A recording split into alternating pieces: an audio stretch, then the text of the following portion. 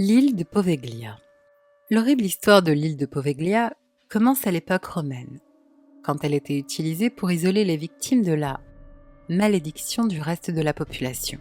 Quelques siècles plus tard, lorsque la peste noire s'est étendue partout en Europe, les victimes subissaient les mêmes symptômes. Dans cette île, les morts étaient empilés dans de grands trous, puis enterrés ou brûlés.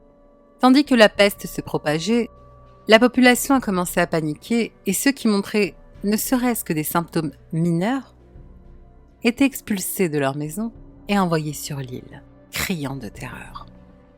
Ils ont ensuite été jetés dans ces trous remplis de corps en décomposition et ont été brûlés vifs.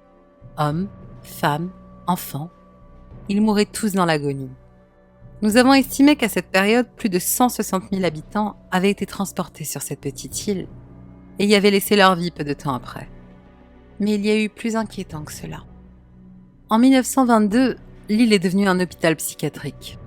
Des patients ne tardèrent pas à faire savoir qu'ils voyaient les fantômes de ceux morts pendant la peste noire et entendaient des cloches sonner.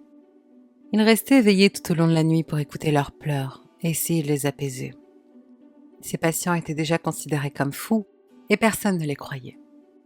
Les plaintes de ceux qui ne supportaient plus ces voix ont donc toutes été ignorées. Pour apaiser l'angoisse des patients, un de leurs médecins a commencé à faire des expériences pour trouver un remède à cette folie. Des lobotomies ont été faites sur les patients en utilisant des outils rudimentaires comme des perceuses à main, des ciseaux et des marteaux.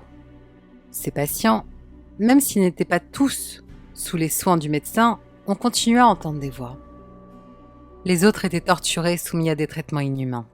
Selon la légende, après de nombreuses années d'actes immoraux, le médecin a commencé à entendre en permanence les cloches et les esprits torturés pendant la peste noire. On raconte que ces esprits l'ont rendu fou et l'ont poussé à se jeter du haut du beffroi. La chute ne l'a pas tué sur le coup, selon une infirmière qui avait assisté à la scène. Mais elle affirme qu'il gémissait de douleur sur le sol, jusqu'à ce qu'une brume rose vienne le faire suffoquer à en mourir. Une rumeur dit que son corps est présent dans le beffroi, sous terre, et que, si vous vous y rendez la nuit, vous pouvez encore entendre sa chute et ses cris de douleur. Après cet accident, l'hôpital ferma ses portes. Il fut un temps où le gouvernement italien était propriétaire de l'île, mais il finit par la vendre. Le nouveau propriétaire a abandonné les lieux dans les années 1960 et a été la dernière personne à y vivre jusqu'à aujourd'hui. Une famille a récemment acheté le site et y a construit une maison. Mais la première nuit passée à l'intérieur les a contraints à quitter l'île et ils ont refusé de parler ce qui s'était passé. La seule information concrète est que leur fille avait tailladé son visage et avait reçu pour ça 14 points de suture. Aujourd'hui, Poveglia est inhabité et le tourisme y est strictement interdit. Parfois, sur les rivages des plages de la région, on retrouve des os qui étaient normalement enterrés sur l'île.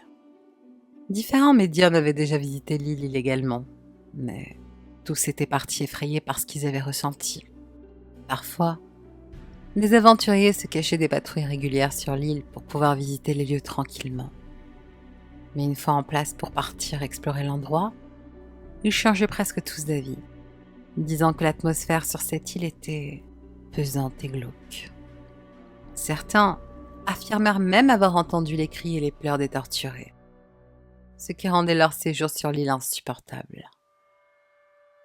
Un homme qui se disait béni par toute chose a témoigné de sa visite de l'hôpital abandonné sur l'île, disant qu'il avait entendu une voix mystérieuse venue d'on ne sait où, et elle aurait prononcé ces mots : « Partez et ne revenez jamais. »